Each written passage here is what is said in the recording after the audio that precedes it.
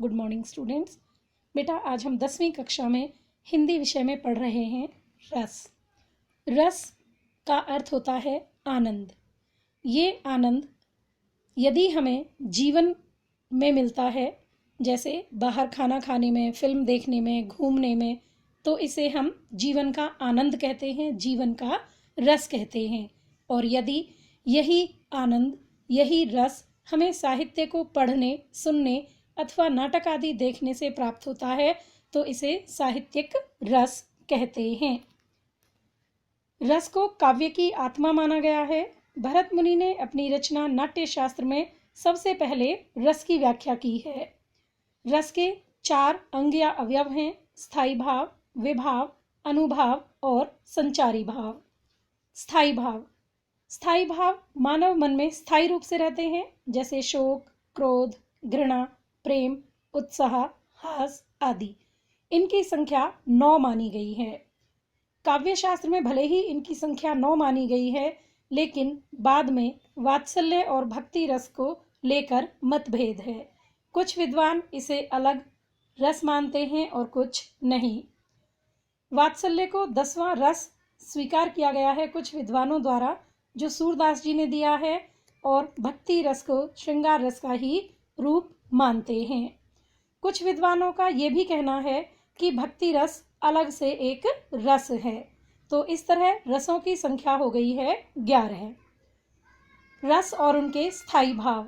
श्रृंगार रस स्थायी भाव है प्रेम अथवा रति, हास्य हास अथवा हंसी, करुण शोक अथवा दुख, रौद्र क्रोध, वीर उत्साह, भयानक भय, विभत्स घृणा अथवा जुगुप्सा, अद्भुत विस्मय, शांत निर्वेद, वात्सल्य वत्सल, भक्ति इष्ट देव विषयक रति।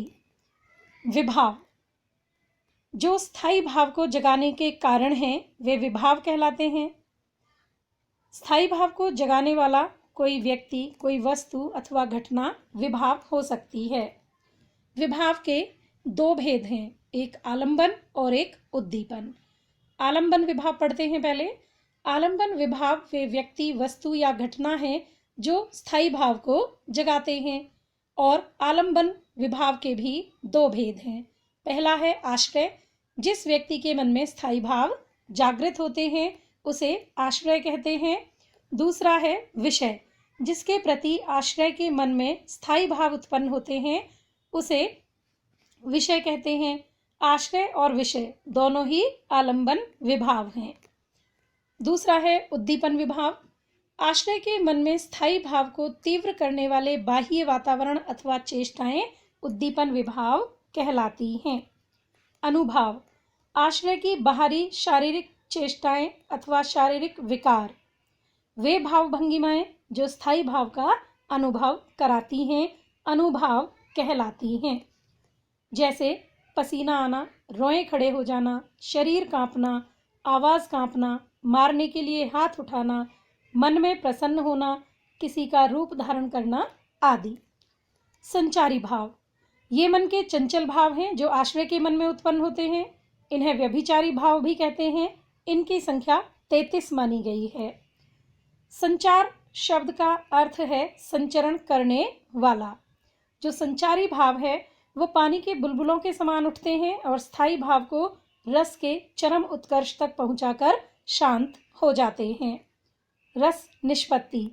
जैसे खट्टा, मीठा, तीखा आदि स्वाद से भरपूर भोजन हमें आनंद प्रदान करता है, उसी प्रकार शोक, हास, प्रेम, घृणा आदि भावों से युक्त कोई काव्य अथवा नाटक देखने से हमें जो आनंद प्राप्त होता है उसे रस कहते हैं।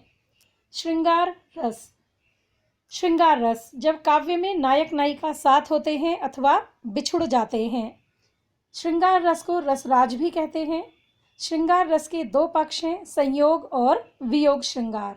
उदाहरण, राम को रूप निहारत जानकी कंगन के नगमे पर छाही संयोग श्रृंगार का उदाहरण है, जबकि हमारे हरि हारिल की लकड़ी मनक्रम वचन नंद नंदन और यह दृढ़ कर पकड़ी वियोग श्रृंगार का उदाहरण है।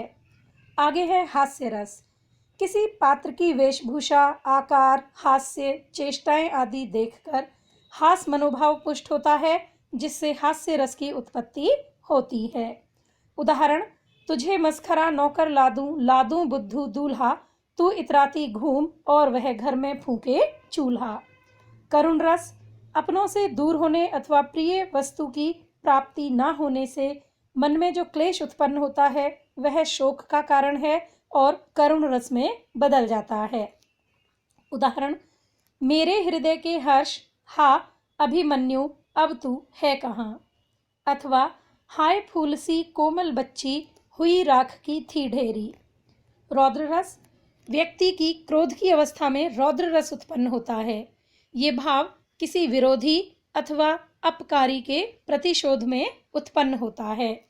जैसे, उस काल मारे क्रोध के तनु कांपने उनका लगा, मानो हवा के जोर से सोता हुआ सागर जगा। दूसरा उदाहरण, श्री कृष्ण के सुन वचन, अर्जुन क्रोध से जलने लगे, सब शोक अपना भूल कर करतल युगल मलने लगे। वीर रस, उत्साह की अधिकता में वीर रस उत्पन्न होता है। यह उत्साह युद्ध, दान, दया, धर्म आदि के लिए होता है। उदाहरण, चमक उठी सन 57 में वह तलवार पुरानी थी, बुंदेलेहर बोलों के मुंह हमने सुनी कहानी थी, खूब लड़ी मर्दानी वह तो झांसी वाली रानी थी। अगला उदाहरण, वीर तुम बढ़े चलो, धीर तुम बढ़े चलो, सामने पहाड़ हो कि सिंह की दहाड़ हो, तुम कभी रुको नहीं, तुम कभी झुको नहीं। अगला है बेटा भयानक रस। किसी भयानक वस्तु अथवा आकार को देखने पर भय की अधिकता में भयानक रस उत्पन्न होता है। उदाहरण देखिए, उधर गरजती सिंधु लहरियां कुटिल काल के जालों सी, चली आ रही फेन उगलती फन फैलाए व्यालों सी। दूसरा उदाहरण, सुनसान सड़क पर था सन्नाटा चारों ओर, लग रहा था डर, दूर भी थी भोर। अगला है बेटा विभत्स रस।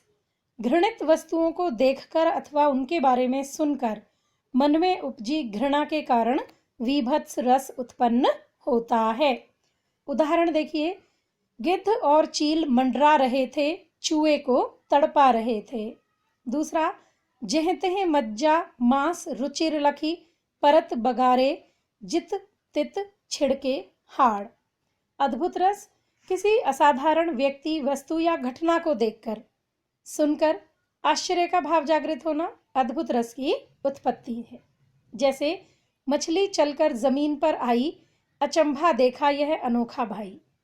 दूसरा उदाहरण, कनक भूधराकार शरीरा, समर भयंकर अतिबल पीरा। शांत रस, जब चित्त शांत अवस्था में होता है तो शांत रस की उत्पत्ति होती है। ईश्वर प्राप्ति से प्राप्त परम आनंद में सभी मनोविकार शांत हो जाते हैं। उदाहरण देखिए, मन मस्त हुआ फिर क्यों डोले, हीरा पायो गांठ गठियायो, बार बार वाको क्यों खोले। दूसरा उदाहरण, ए मालिक तेरे बंदे हम, ऐसे हो हमारे करम, नेकी पर चलें और बदी से टलें, ताकि हंसते हुए निकले दम। वात्सल्य रस, छोटे शिशु, पुत्र अथवा शिष्य आदि के प्रति जो प्रेम उत्पन्न होता है वो वात्सल्य कहलाता है। इसे रस का अलग भेद मानने के संबंध में विद्वानों में मतभेद है। उदाहरण, मैया मोरी मैं नाही माखन खायो। दूसरा उदाहरण, मैया मोही दाऊ बहुत खिजायो, मोसों कहत मोल को लीन हो, तू जसमति कब जायो। आगे है बेटा भक्ति रस। जब इष्ट देव के प्रति रति अथवा प्रेम भाव अपनी चरम स्थिति में पहुंचता है तब भक्ति रस उत्पन्न होता है। उदाहरण, चरण कमल बंदो हरि राई, जाकी कृपा पंगुगिरी लंघे, अंधे को सब कछु दर्शाई। दूसरा उदाहरण, रघुपति राघव राजा राम, पतित पावन सीता राम।